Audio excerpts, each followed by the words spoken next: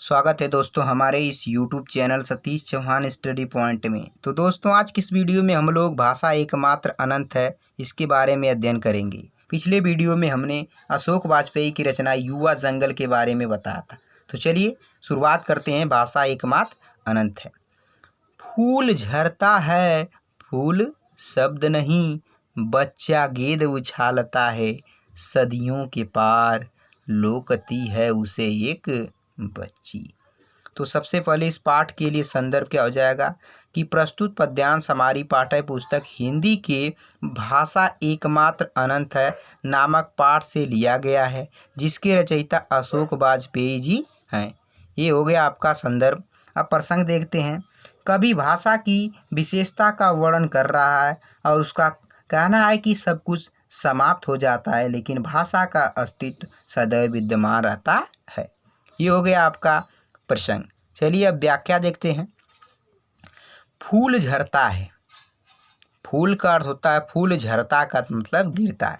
कि कभी कह रहा है कि भाषा का अंत नहीं है क्योंकि फूल वृक्ष से टूटकर पृथ्वी पर गिरते हैं और उसकी पंखुड़ियाँ टूटकर बिखर जाती हैं। चूँकि फूल प्रकृति से जन्मा और प्रकृति में ही विलीन हो जाता है, परंतु फूल शब्द नहीं, परंतु फूल की तरह शब्द विलीन नहीं होती। भाषा जो शब्दों से बनती है वह कभी समाप्त नहीं होती। सदियों के बाद उसमें परिवर्तन हो जाता है लेकिन वह कभी समाप्त नहीं होती। ठीक उसी प्रकार जिस प्रकार बच्चा गेंद उछालता है, सदियों के पार लोकती है उसे एक बच्ची।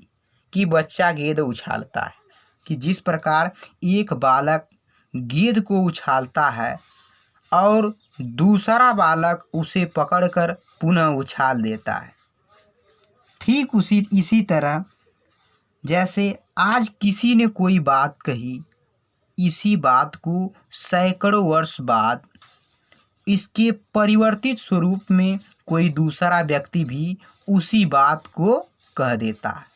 अर्थात यहाँ कवि के कहने का अर्थ है कि भाषा का अंत नहीं है, भाषा अनंत है। सब कुछ समाप्त होने के बाद भी भाषा की विद्यमानता रहेगी, अतः भाषा का विस्तार अनंत है।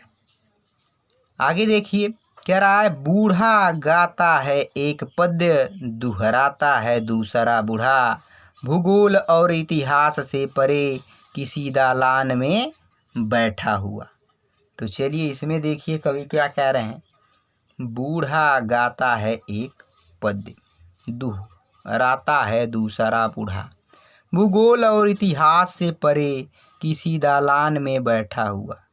कि कवि कहता है कि प्राचीन काल से संबंधित ज्ञान जैसे इतिहास और भूगोल जैसे विषयों की सहायता से प्राप्त हो जाता था, लेकिन हमें यह नहीं भूलना चाहिए कि जब इतिहास और भूगोल भी नहीं लिखे गए थे, भाषा का अस्तित्व तब भी बना था। उस समय में भी कोई एक वृद्ध व्यक्ति जब कोई एक पद गाता था तो उसी घर के किसी अन्य भाग में बैठा हुआ कोई दूसरा अन्य वृद्ध व्यक्ति उसी पद या अन्य पद को गुनगुनाता रहता था। अर्थात इस भाषा के माध्यम से ही वह अपने विचारों का आदान प्रदान करता था। अर्थात कवि कह रहा है कि इसी तरह भाषा आज तक चली आ रही है। आगे देखते हैं। न बच्चा रहेगा न बूढ़ा, न गेंद न फूल न दालान, रहेंगे फिर भी शब्द, भाषा एकमात्र अनंत है।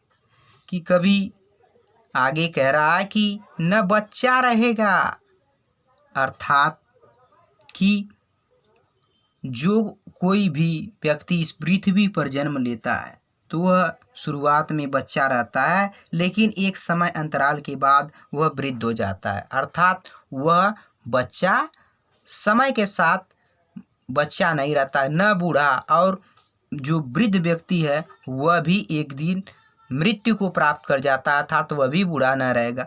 न गेंद न फूल न दालान, रहेंगे फिर भी शब्द, भाषा एकमात्र अनंत है।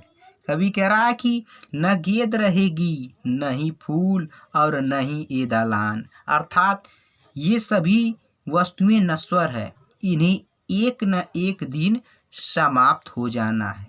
लेकिन इन शब्द के समाप्त हो जाने के बाद भी शब्द बने रहेंगे, क्योंकि यह भाषा का एक भाग है और भाषा एकमात्र अनंत है, क्योंकि इसका विस्तार सदियों तक है।